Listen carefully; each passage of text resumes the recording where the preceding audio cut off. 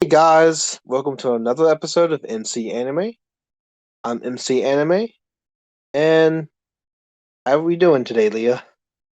I'm doing great. Welcome back, guys, to another episode. I'm excited about this one. And for anyone that doesn't know, this is the 24th episode, I so believe we're so. really racking this season up and having really good cheer with it.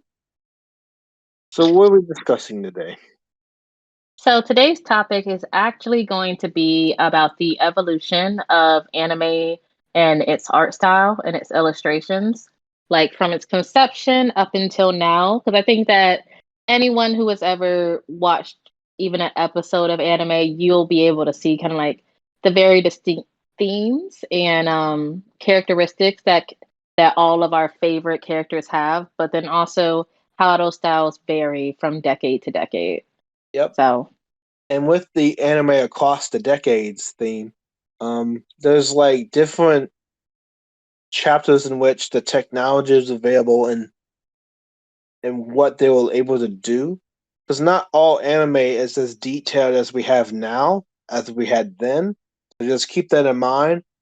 And sometimes the money wise wasn't big, so they had to really go low scale production and try to save ways to save money as well.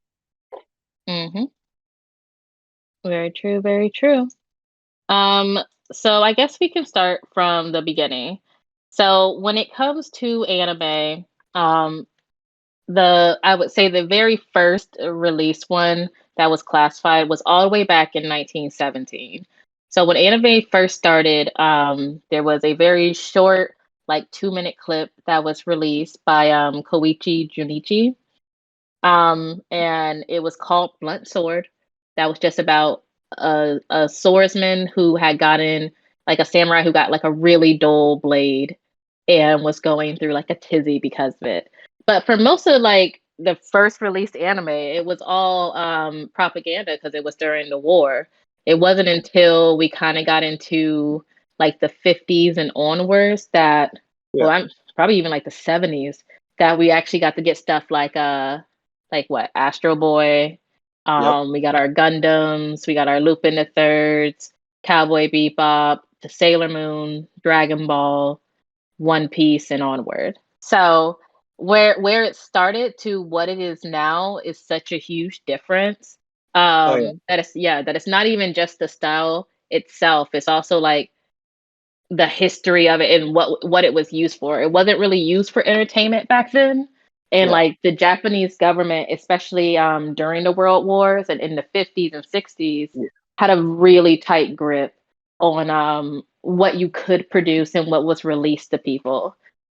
Oh So yeah. it wasn't always like wild concepts and like harem scenes. It was always something else. But I love what it turned into. And before the production of animation on a reel, like reel and tape, the technique in which they use was like comic strips was just highly popularized. Do that is where manga comes into play, like way later down the road. But generally speaking, you know, you might have like a device to see different still images, and that's what like a form of animation, but it was mostly like stop frame animation. So before actually animation, like moving clips on a screen was seen, you only had like the concept of stop frame animation. Yeah. So Um, just that as a whole evolving in that style into the traditionally drawn panels into the strips is actually what we have. And before anime became super popular, the big pioneer for animation was Walt Disney when they were like in 1915 or something like that. They had a huge mhm. movie, and they had you know anime in Japan had to catch up to that hype that was made by Walt Disney. It takes lots of decades to reach that level. Well, and I think if you look through history, like even with how Miyazaki films, Yep. um, like creators at Pixar absolutely love Hayao Miyazaki, and he absolutely loves them back. And if whenever you watch those films, you'll see little Easter eggs that both creators put in to their movies to kind of pay homage to the work that they're done. And early starting like manga and animation in Japan did have that Walt Disney theme to it. Oh yeah. It had that very kind of like the whimsical big eyes, everything that you would associate with Disney, you could definitely see reflected in Japanese styles back in the 1910s and 20s. Yeah, and during this time, the biggest media was actually print media, and comic strips were the big selling um, medium before the video and animation started. Because in the early 1900s, movies were mostly silent films. They could only produce soundless and colorless uh, reels on tape that would just play the footage of what you shot. That's what cinematography was. And in America, we had comics, but mostly it was just political cartoons during that time Yeah. too. The huge political cartoon campaign was very vital because everyone would read it and know exactly like what that meant. The donkey and the elephant being on the symbols of whatever was going on at that time being reflected in the political cartoon. They're not used as much now, but they were used much back then because of print media dominating news and sharing information and getting access to information. This is the time when film and reel was very limited. You can only go like to the theater to watch a motion picture like a silent film. Hmm. Yeah, and it's because of these changes in these different decades with technology that we see a lot of the different styles that have come along. Um, And so they went from doing like the drawing and the panels, and once they actually could get into having production teams to make these like very short animations or these small clips, that's when you saw kind of like the real beginning rise of anime in Japan. And back then, especially like in the 50s and 60s, the style that was used was face having detail, maybe some of the clothes having detail, but simple stilled backgrounds that did not move. And that had a very like kind of like very clear to see sharp line from the active moving portions of the animation. Um, And you also and had individual frames were like copied to save money and to save budgeting as well. then, They'll repeat like similar motion frames to save the production cost and to eliminate to make it easier. Because a great example, this isn't a 1950s or 60s anime, but think of if you've ever watched Saint Seiya, you'll start to notice that all of the punches and actual hitting scenes are kind of the same sequence. They might just change the location, and then add a like a visual effect on top of that still background, but yeah, that's a very popular style. Also they never put a lot of detail in areas like their knees, their elbows, their feet, like their hands. Anything that was constantly moving, most of the time animators kept that as basic as possible, and use the face. And that's why anime faces have such a iconic hold throughout all the generations because that's where they put most attention into it. and when they did the static movements, they would basically have like joints, so they would move slightly at the joint, Mm-hmm. and they will use that slight movement as the main movement associated with the character, which I think is It, kind of interesting it's smart. because if they can't like draw in detail what they're going to do, they can slightly draw something that like is reminiscent of them moving. Well, and humans move on joints, so like it makes sense to draw the joints because it's easy to indicate movement through the joints. I think it was mainly like production wise. Yeah.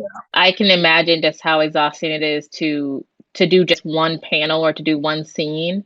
And to Oh make these kind of like repeated movements very tiny in increment. It's like yeah. once people started to just like get into claymation, and then that was the biggest thing on the DVDs back in the day was like how they made it in like the production little video that they would have, and it Oh, I would love show you claymation. how long. Oh, I love those, like especially Oh, for I love Caroline claymation.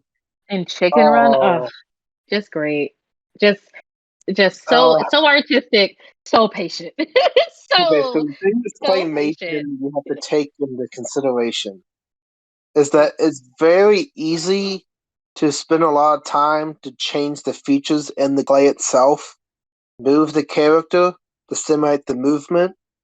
It's like a really advanced form of stop frame animation.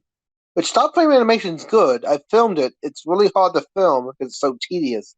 But claymation takes it up a notch in the advanced motions and detail of the face, and like you had to take a stencil, mark out an eye, or if they're tearing up, you had to put like a little piece of clay, like a blue teal or something, on the bottom to indicate that they're tearing up.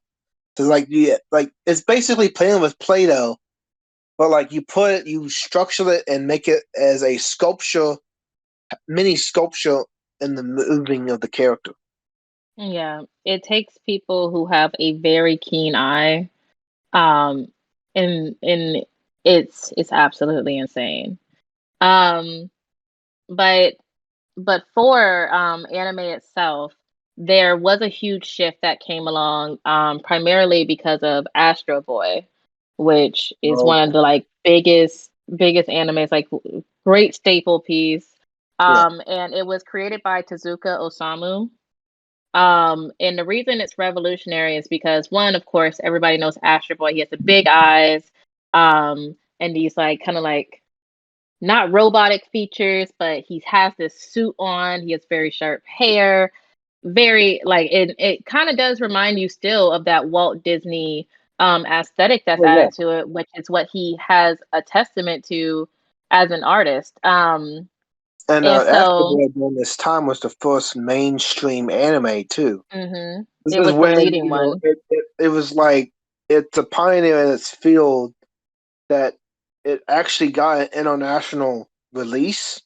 So it was in the '60s in a North American audience on I think Fox Century had it, I believe. They put it on Fox and then just kept it. No, NBC. NBC had the viewing rights. That's kind of cool. Yeah. He did all of the iconic styles that we know of for OG anime. So for Shinen genre, which is kind of like what you would see with Astro Boy, all the way over to Shonen. He's created shows, of course, Astro Boy. He has Dorodoro. Um Yeah, he and also Astro Boy created does like have a Phoenix. girlfriend, by the way. The dubbing Hmm. of that NBC made it have a girlfriend to make it easier. Which is smart, and it's the Yeah, same thing that was used for Spirited Away, which is how yeah. that ended up winning Academy Award. Is that they learned if you don't create a very good dub, so American audience can follow along to what's happening, you lose out on a lot of viewership. You also lose out on a lot of popularity. Oh yeah. Uh, but Tezuka, because of his drawing style, he added a bit more details when it came to the outfits, when it came to the backgrounds, as well as like color schemes. And also, this was a time when sci-fi and everything kind of robotic and space like that was geared more so towards kids.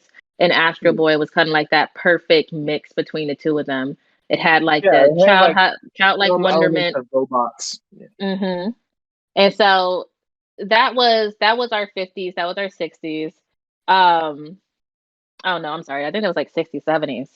That Yep. came with Astro Boy, but that's where you see the color really coming in, and you start seeing those iconic features like the big eyes, the very exaggerated hair.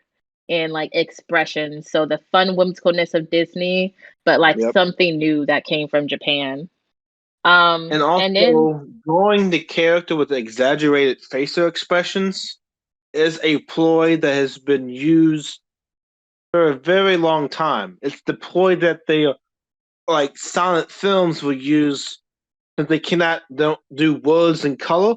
They have to do it through the acting and exaggerate the action being perceived, and then of course text bubbles on the side. Oh no, what did you do? Stuff like that. yeah. But they have to be like over the top acting. Like this is like the type of acting that you see now is that you'd be cringe to see. But It's back the then, equivalent of this like is the instead of equivalent. when you see it in a movie, it's like Yeah, acting in a movie between acting on stage. yeah, One, you have to be a bit more exaggerated to kind of also make what's happening mix. There is this weird sense of like yeah. abstract realism that comes in Oh with yeah, anime and other art forms. So I think that's why so many people fall in love with it, especially when you're younger and you get into anime. It yeah, unlocks like a part of your creativity that you're like, yeah. oh, we can have these kind of worlds, and it's awesome. It's a reason why voice actors also have to exaggerate their voice to be able to play the character because they're not being seen; they're only impaling the voice. Mm-hmm. And then we had the next big turn that came to anime, especially in the animation style, is Gundam. With Gundam that came in the late 1970s and Yeah, 80s. Every rendition of Gundam that came out for I think about 20 years added something new to yeah, the anime genre in the anime industry that wasn't there before. This was coming with new technologies. This was also a big shift because, again, yeah. Astro Boy kind of represented like sci-fi and youth and fun. Um, Mhm. but as we started to get a little bit further into the future, you had movies like Akira, you had Gundam, and these added darker aspects to the sci-fi world that kind of gave them a bit more of adult theme. And everyone also loves robots. Oh yeah, So I the think that's what really took it role off. of mechanized animation took such a spin that now entire departments were dedicated just to animate the mecha fighting scenes of the robots and the Hmm. vehicles being implemented. It's really like just to have a special department dedicated to that craft to make the mechanicalized element come alive and be very detailed is very reminiscent of the attention to detail that anime is portraying through the evolution process of visualization. Yeah, because Gundam was kind of the first anime that decided to start incorporating not just attention to details overall, like with the transformation scene that we saw. You can also see stuff like that in Akira.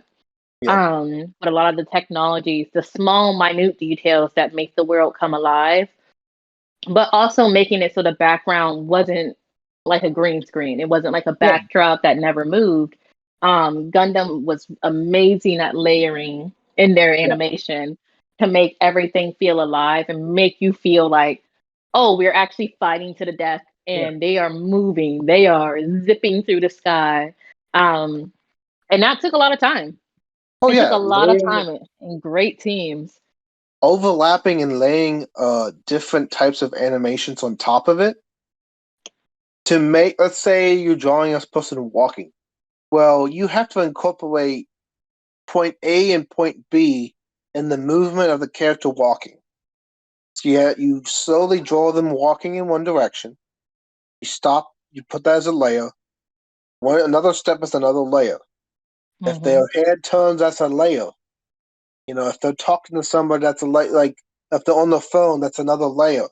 Because you keep adding more details to that layering process. And you, at the end of point A to point B, in 5 minutes, you could have maybe equivalent 2,500 or more layers, depending on how detailed you want it to be. And so Yeah. it goes to show you that layering effects takes a lot of time. And, there's a reason why most budget anime studios only make 20 minutes of an episode. That's the format, usually. Yeah. And you have to remember where it started. Back in what was it, like 1917 or whatever, for Mm-hmm. the first actual anime to come out and only be 2 minutes long. For them to get up to making 25-minute episodes is insane, with how much madness was happening throughout the decades following the very first release. So once you hit about the late 70s, mid 80s, this is where you're getting a lot of sci-fi. This is where you're getting a lot of more adult themes coming into anime. Um, but then we're also seeing the very cool mix of not only influences from the 60s, 70s, and 80s, but when the 90s hit, that's when you got shows like Trigun, and you got shows like Cowboy Bebop, you got Berserk. All of these shows were sitting there, like Revolutionary Girl, Utena. All of these shows brought in multiple decades of themes, but made very iconic, very palatable shows and storylines that you could follow around. And then they had the attention to detail. They had new technology where Oh it yeah. wasn't just pen and paper. Um, we were getting more and more into the digital age, and this is them being essentially right on the crux of it all. So the way that they were able to do their production studios and make adjustments to their production studios completely changed going into the early 90s, 2000s. They So, also have like CGI advancements and 3D mhm, animation. And CGI is computer based graphics, computer generated. And when you do those types of graphics, not only can you add extra details, but you can also, let's say you have a drawing of someone throwing a frisbee. Well, with CGI, you can add, you're throwing a frisbee and there's a UFO in the distance. You can add something digitally and actually have something added to it that you can change. Same thing with 3D animation. It's not the yeah, traditional sense. It's more like you try to do like the 3D feel. I do The not like the move, 3D feel. It's I can't. yeah. I hate it Well, okay, so much. That is 3D that's oh animation. berserk. Okay, Oh 3D berserk. animation is a lot cheaper than traditional drawing And and we can putting it tell. on layers. We can tell with all the raging, and everyone knows it. Everyone has had that very uncanny valley feeling. I think a great example is was it Beastars? Beastars on Netflix. Um Came out 2019, season 1, I think season 2 came out 2020. But in the show they switch between 2D and 3D, but it's probably the smoothest I've seen lately, but really bad examples, like I said, is Berserk. JoJo's Bizarre Adventure will do it to you for no reason. Um, but 3D animation, it can work, and it's a very good technical style once they get it down right. But it has so many kind of like janky video game Yeah. comparisons that it can pull you out of the story, and So you know how basically, hard. yeah, 3D animation, the best thing that it captures is action type anime. Like the action sequences is a lot more easier to digest because drawing in the traditional animation with action sequences is actually a lot more difficult. So the 3D animation can provide the action sequences a lot more smoother, but it's still very limited because what the 3D animation can't due to the traditional animation is that the traditional animation, the very attention to detail of the 3D, it can seem blurry at times because of the angles and changing momentum. Hmm. But I Yeah, don't it's mind 3D animation. I'll watch the show even with 3D animation. It doesn't now it has to be like really bad animation to me, like to be they have cringe. some really bad ones for the more popular shows, I think is the main thing. I think that's the same way with like how anime movies are good, but then when they make them like live action, you're like, "Oh, you're so close." But it's still distracting. It's like, I don't like the choices you made, but here we are. So you can still watch it. I personally I think that some things probably just look better with being hand drawn or digitally drawn. Um, even I'd if it rather does have a take a bit longer. I'd rather have CGI mostly because those actually add more effects to the traditional drawing than opposed to 3D animation. Because CGI actually can be really good. Like Oh, that's I'm what not makes doubting live that. action movies really good because of CGI. That's the Yeah, only I'm way not they doubting can. that. But I do think depend it's execution overall.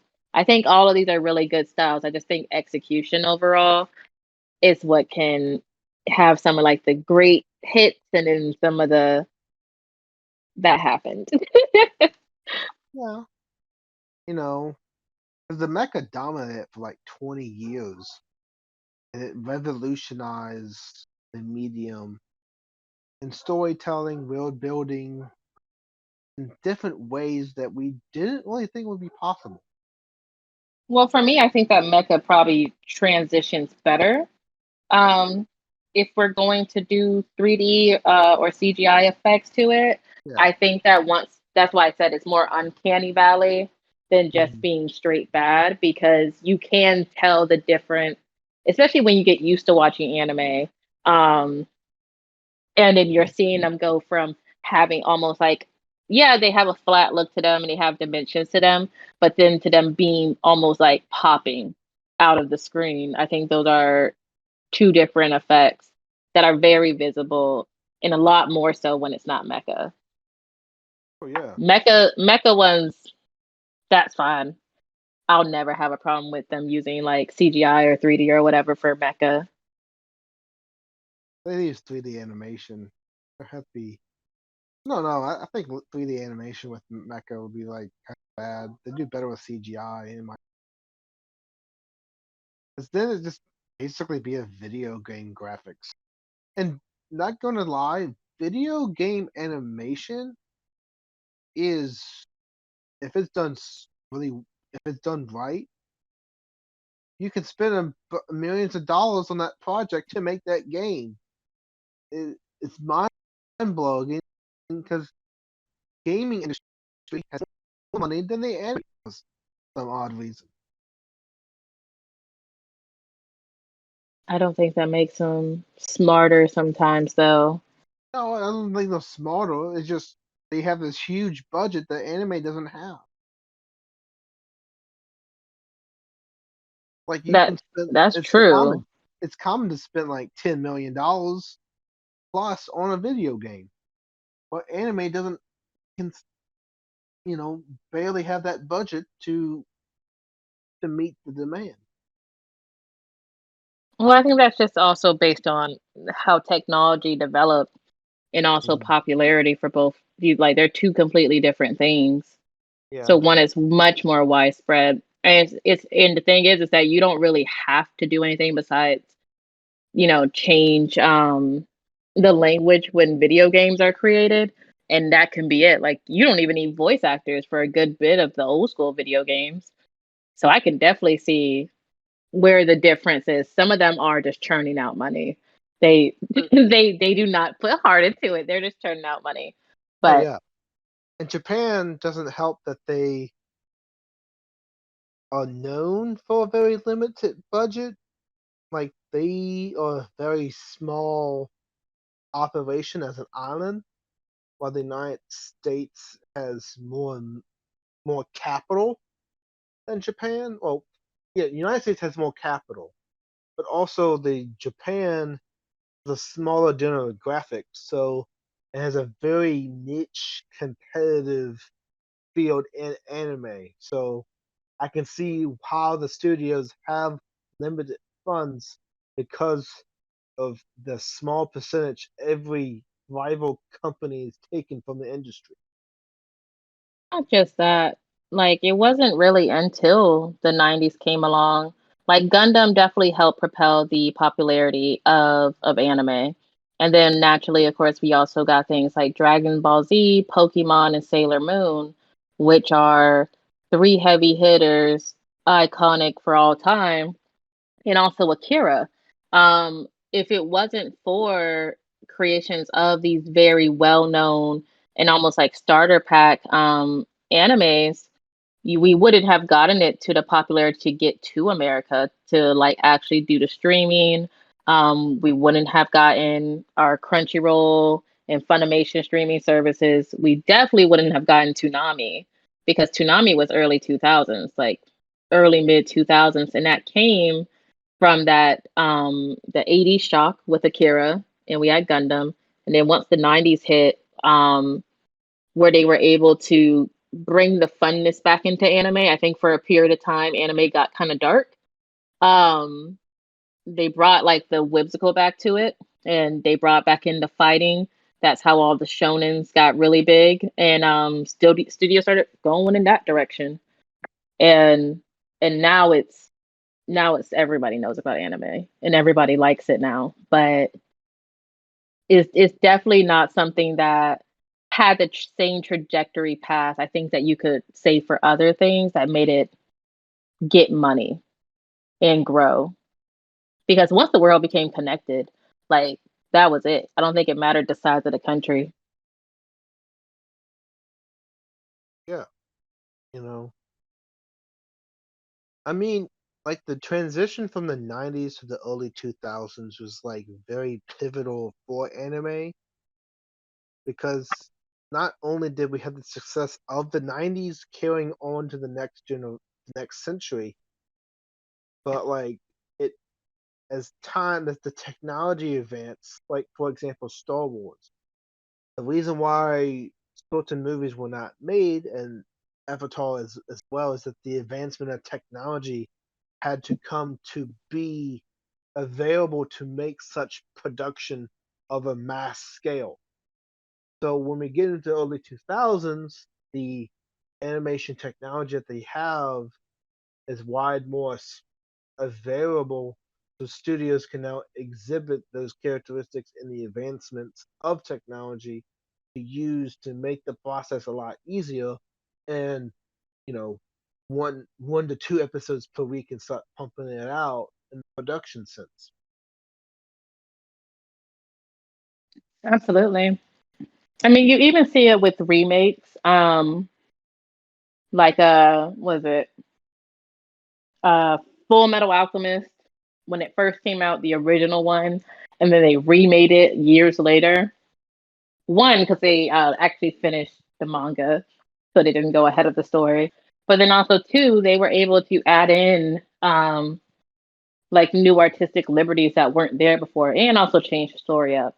But you can see how different the quality level is, the clarity, the definition of lines and backgrounds. Those are things that came along, especially with the digital age and with the growth in just technology itself. It's been amazing. And also through other adaptations of the same name or of that type, you also had OVA, original video animation. Studios would use the original video technique as to either do extra episodes as a special or release certain shows in a like independent agency type format. So Hmm. with OVA, you not only did you have like extra benefits that you didn't have in the original anime, you also had exclusive OVAs that were only for that anime that actually had that fit that the general market at the time didn't have. You could release an OVA independently and not have to get it. Like you can have it unrated, and people will buy it because they know that fans of that whatever you're selling can actually buy it for the underrated marking campaign. Yeah. What's your And opinion of OVA?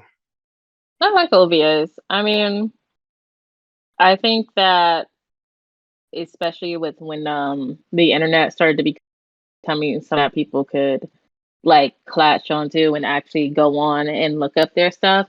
That's all that you saw, like especially on like OG YouTube, OVAs, and then like of course the 3-part clips for one episode were mainly that's what flooded up the internet at the time.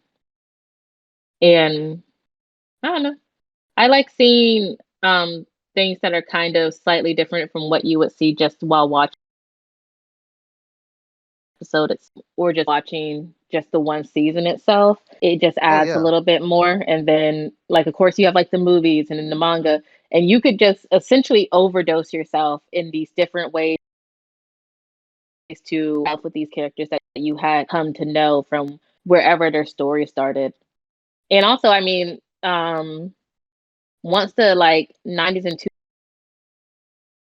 thing that they added to kind of shift the way that anime was seen and also how they did retelling, there was like the vibrancy of colors and the changing of palettes that you see so much more color oh yeah, than you've seen before. And then also lighting. The 90s were really good at adding a psychological level oh to the yeah, works that they had. Neon Genesis, I think, is the heavy hitter when it comes to psychological anime. And then ever since then, you've yep, just had stories that, even if they were stories that were slice of life, yeah, or if they were action, or if they were drama, whatever it may be, they do. Um, and then, of course, once the music started getting licensed to go with certain, it just added a yep. whole nother. So it wasn't just an Oh yeah, background having. and also with lighting, you can actually overflood the lighting stages of the anime, so you have to actually keep it balanced. Otherwise, you have like a probing effect. Probing lighting is like a disclaimer that people with sensitivity can be alerted, and the animation style can bring it out, just like a real life movie.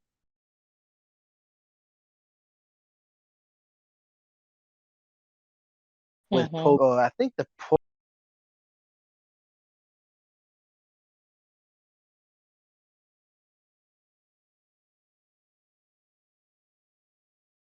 Porygon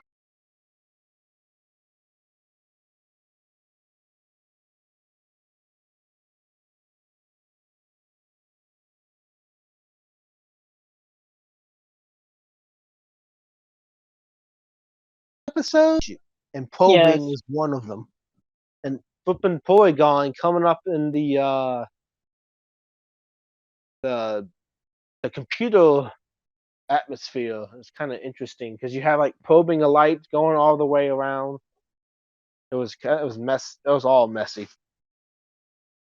Yeah. Strobe lights and people having like actual seizures from watching a show. That I don't think that was ever a thought that went through the mind of the animation studios. But then once it Yeah. happened, and then you start seeing it happening again and again. And of course, they would try and maybe put warnings on stuff, but a very big effect and something that has always been really hard hitting in anime is that, like the kind of like flashing lights, the spinning of lights, and the duality of the two. Um, Regardless of what's going on, it adds an extra effect. So once that became like an actual issue that was seen, I think they have become a lot better at still being able to kind of add shock and disorientation and all of that to their scenes without their viewers falling out or having issues. But Oh and yeah. then and then we've reached a time of now, the 2010s, the 2020s, where because we have so much technology, there's been more popping up of studios, there's been more anime shows created that fight scenes alone are Oh yeah. insane. Absolutely insane. I think the Oh most yeah. recent one that has people like, "Oh, that is iconic and that's really new," is definitely Demon Slayer. Definitely Demon Slayer. Like, Yeah. and you can't even deny it. They are it's very good. It's amazing. Oh yeah. Then you have like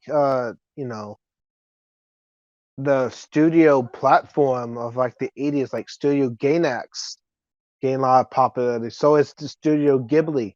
The independent Mhm. Studio Gainax just by itself influenced how, okay, well, if you're a studio, you actually can do this, take charge, like buy original content and actually be successful with it. Studio Ghibli did that and was, we see like 10 to 15 plus titles, and they take lots of consideration to detail, storytelling, artistic value, the overall color palette being portrayed, the theme, the characters being relatable.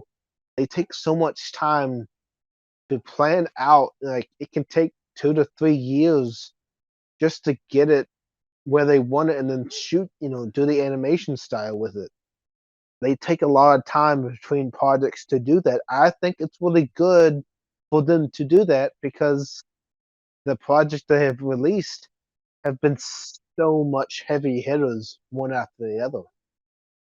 Yeah, It, and there's probably what, like anywhere from like 12 to 15 of yeah, the really big animation studios that basically any popular anime you can think of, they've taken on and yeah, created it. The worst thing I think we people see is like when a show goes from one studio to another, yeah. um and you'll see the difference in That production value. yeah, That can hurt. that's So outsourcing to studios is common because, particularly if they have like creative differences with one studio, they can outsource it to another studio and actually do Well, different some of animation. them, yeah, some of them aren't Also, even outsourcing. They're oh yeah, just selling the contract or selling yeah, the production rights, because yeah. that's what happened with One Punch Man. Oh yeah, That and was don't tough. forget, the launch of Dragon Ball Z. You have to talk about Funimation. Funimation only Hmm. existed because of Dragon Ball Z. I mean, Dragon Ball as a whole. When they launched the Dragon Ball franchise, they had a huge property that gave them a bunch of revenue, and from that revenue, they became a licensing personnel in America. That's how they be this big company that can license different anime and put it on their catalog. Crunchyroll didn't start out like that. Crunchyroll started as uh, piracy. Actually, they would take illegal anime, stream it on a website, and somehow they had so much success that they actually went legal. And now they were a big name of a huge anime catalog. Yeah, because Crunchyroll is kind of the one you would probably find online, but Funimation was what you saw on TV, and they had the like old, like it still had the same opening logo, which was like the Funimation kind of like this like shooting star that comes out. But it would use it was it's so funny because it would always like it would appear on the screen and it'll be like Funimation, you should be watching. And you're like, I am Oh watching my gosh! Funimation. Thank you so much. And so that's what you saw for Yeah. every single anime that streamed. Um Mhm. and with, of course, again, having access to technology in a whole new scale than what people Oh yeah. had 60, 80 years ago, because anime's been around for over 100 years. Having it in your house and being able to watch, just turn on the TV Oh And yeah. if it's not playing in the early mornings on like the weekends, then it's playing in the afternoons or evenings at your house during the weekdays. And this helped grow the spread of it. There's also and then it's like a uptick in fan response, which also made changes to animation styles, how characters were drawn, Oh yeah. proportions for body shapes. Anime used to be, God, it for some reason there was something about having like very thin but very long legged characters with Yeah. long arms and like kind of like smallish heads. Very strange proportions, but they have evened that Yeah. out and made them more atomically, I guess, like appealing, even if, of Yeah. course, a lot of the body shapes are improbable Yeah. by normal standards, they fit better. And that is something I think all people can agree with when it comes to anime. They have made the bodies look a little bit more realistic, at least human wise. Of Yeah. course, for everything else, crazy and dramatic. Oh Even yeah. One Piece is really good at it, and they still keep that old school like 70s, 80s, very long body aesthetic. And another thing that anime industry overcame was the huge low point of anime at one point in the early 2000s.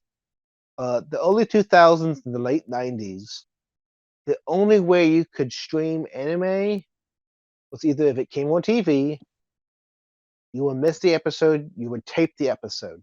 You literally put in Hmm. the VCR, your digital medium to watch it was on VCR.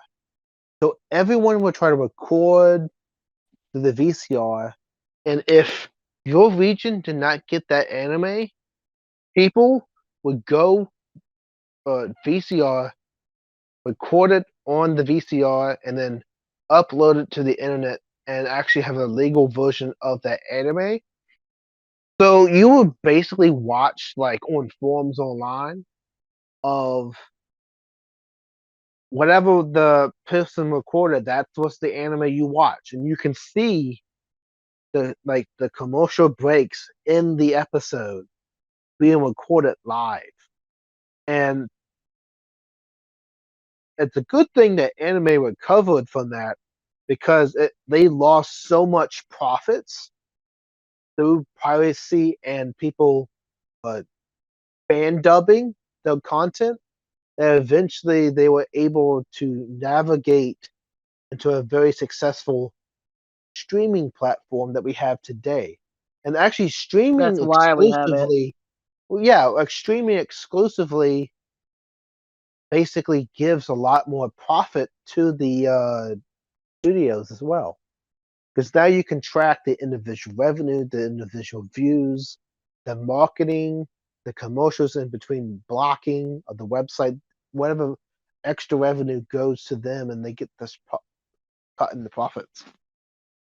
Yeah, because especially when the anime online was basically nothing but the YouTube clips that I talked about earlier, or just streaming sites. It was very hard for companies in Japan to get like any revenue or shares outside of course, what was being shown on TV because they again so far away. The world was connected, the internet was there, but it's not like how it is now. It wasn't as fast acting and you still had so much time and distance between countries. And we were also gravely behind. In the US, I don't think it was until about 2010s that people actually were starting to be able to catch up with current anime episodes that were airing in Japan. Because I remember, I think it was like for maybe Naruto or Dragon Ball.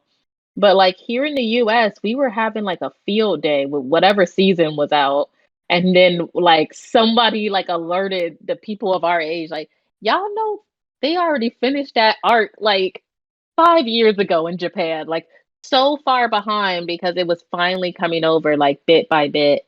But now, like when Dragon Ball Super dropped, every like you could stream it online and go to company sites and sign up and watch the episodes in real time when they were dropping in Japan.